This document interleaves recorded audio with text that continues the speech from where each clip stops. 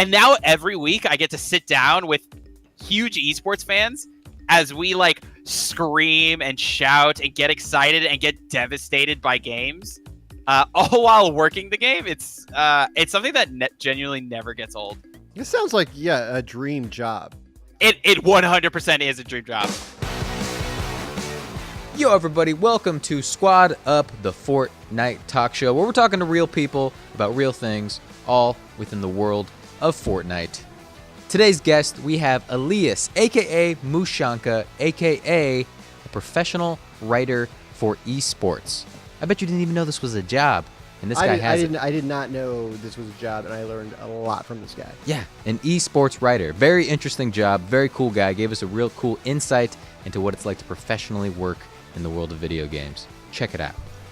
Now, you ready to squad up, play some Fortnite? Let's squad up. Let's do it. Mooshanka, give us like a 2-sentence description of what you do for a living. 2 sentences. I'm going to make them run-ons. I am the writer for the North American LCS, and I work with the NALCS team on putting on the show every week, telling the stories of the teams leading into it, and eventually crowning a champion that will eventually go on to Worlds, where we tell the story of the entire global environment and this sort of thing. That's the short summary of it. Is I work with the casters and producers, and me condensing all of their ideas into a script form, where once we get to the script form, the massive crew of the NALCS, which includes a stats team and a live edit team and a graphics team and all this, combine our efforts to create one cohesive show. So it's not just like spouting nonsense without any form. I feel like a lot of people would, when they think esports, are not necessarily going to think writer, but then, I think the best way to frame it is the NALCS. Sorry, what is that? Oh, the NALCS is the League of Legends circuit, essentially. League of Legends esports is divided into regions, and the North American region has a broadcast put on by Riot Games, and that is called the NALCS, and that is the NBA equivalent and that sort of thing. Which eventually seeds to the international tournaments, so on and so forth. So we're very focused on what is happening specifically from the players in the United States and Canada.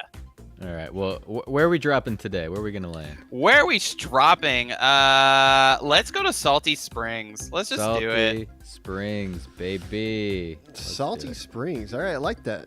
We don't get too many Salty Springs. I just like action ASAP. Yeah, let's talk about life. Let's talk about like where you come from. I'm just a dude who grew up in Florida, played like way too many video games. I would later start studying film production, television production, and this sort of thing. Went to school for it. And then eventually I was hanging out with a good friend of mine, watching X-Men Apocalypse, which I can say with confidence was a bad movie. I've never felt power like this before. I'm watching this movie, and both he and I, avid film lovers, are looking at our phones, which is just so awful and just really indicative of how much we were not enjoying the experience. And I received a text message from a friend who knew me very well, who were like, "Hey, you like this esports thing, right? Did you see this listing?" And it was a job for the NALCS. And I thought to myself, I've been watching this thing for about 3 or 4 years. This is the dream. I got to go for it. Using the term esports wasn't something I did until I arrived at college. What I was super into was competitive gaming, and specifically RTSs were a very big deal. People cite StarCraft as, and rightfully so, as the first esport. Eventually, Halo became significantly more popular, and MLG started upping the broadcast around that. At that point, it was still sort of oh, this is cool. I'll tune in when it's, when they have their little competitions. And tuning in back then, that was it was the most random, janky setups. It was somebody's bad website, and not the best streaming platform. Twitch wasn't around. Even Justin TV wasn't really around. League of Legends starts picking up, and specifically we start seeing streamers like Hotshot GG playing from home and just streaming themselves be good at the game. And that was the point where I was like, yo, this is something that I'm really into. And that eventually brought me to League Someone's Esports. trying to kill me. Just FYI. Yeah, I'm coming. Shot. What the hell? I'm just getting killed by people that I can't see. I'm down. Just a crew of enforcers.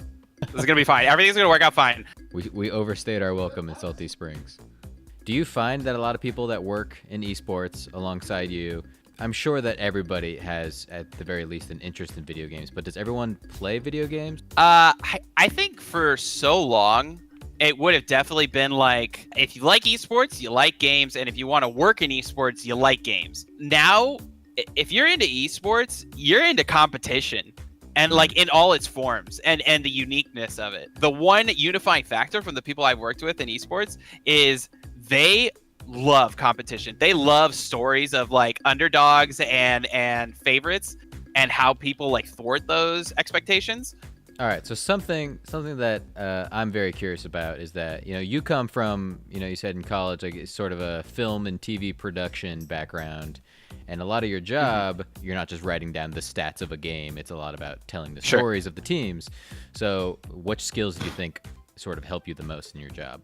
I think storytelling is the most important thing, for sure. They love esports because the players are good, but I think most of all, they love it because these are people that they want to look up to, they want to emulate, and they want to see like the trajectory for their careers. As a result, when you tell the story of a good player in esports, it is cool to mention what they're good at, but how they got there is far more interesting. And that's where like a good production really comes in my opinion, is when you fall in love with the people who are playing and not just fall in love with what they're doing.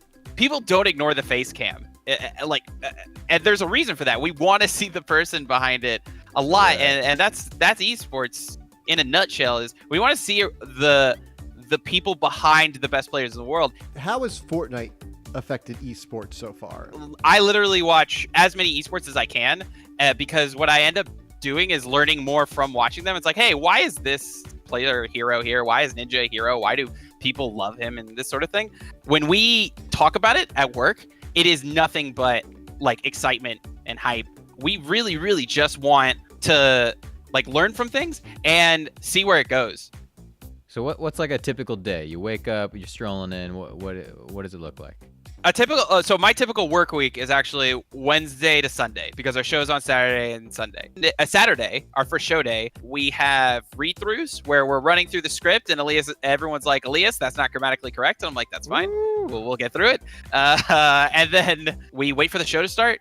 And then during show day, I am live updating the script based on how the games are going. So we have a general idea of like how we want to tell a story if one team is winning or the other. But like until you're in the moment, it's really hard to describe it. So like to find the best way to describe it, that is. So it's almost like you're commentating on and updating scripts for the news, like it's election night, but like every tournament. Absolutely. Like we are built and emulated on the live sports like news broadcast kind of system. So what would you say is the most surprising thing you learned about either esports or League of Legends or anything that you like would have never known had you not been directly involved? The biggest surprise is I didn't realize how much fun it would be to watch from the seat that I'm in, which is with the casters in my ear, with analysts in my ear, with the live production crew. For the longest time, I watch esports from my desk. And then the very few moments where I went to a live event were like some of the most enthralling experiences I ever had. And now every week I get to sit down with huge esports fans as we like scream and shout and get excited and get devastated by games, all while working the game. It's something that genuinely never gets old. It sounds like, a dream job. It 100% is a dream job. Okay, so I have like just a devil's advocate question for you. Go for it. I've heard a mixed bag because I've gone to Overwatch things and seen thousands and thousands of people there, and I'm like, oh shit, this shit's real. And then like a year and a half ago, there was some like Call of Duty, finals in Anaheim, and sure, there was no one there. Like it was very empty. Mm-hmm. So I don't know, is that the game thing or was that just a fluke? And I think I say to them, it's like, oh, you just haven't been to the right stuff. In my opinion, there will always be bad live events. Blanket statement. There will always be bad live events. Just like a bad ball game, bad basketball game. Totally. But also to anybody who's like gone to an event 2 years ago, you gotta refresh. Things have changed so much. The demand for a higher quality experience has been there. Esports fans are super vocal, and that's what makes them awesome. They're so great because they're just like, hey, we want this from sports, but we don't want this. And like, they're so clear of the things they love and don't love. And it makes it so easy for us working the environment to adapt. And like, that's how you get things that are mega impressive, like these monstrous events that you're like, man, I cannot believe this is for a video game. Thank you guys so much for watching. Thank you again to Elias for joining us on the show. Awesome conversation. He's got such a positive attitude when it comes to these things. He puts on 2 shows a week. That's not easy, but he seems to still have such a passion and a love for it. It's inspiring, honestly. It's awesome to listen to him talk about it. It's fantastic. Don't forget to like and subscribe and follow on all the platforms. We'll be doing some awesome stuff in the coming weeks. We want you to be a part of it. Message us, friend request us. If you want to be on the show and you have a great story, let us know. We can cut like a little of that out. Thanks, guys.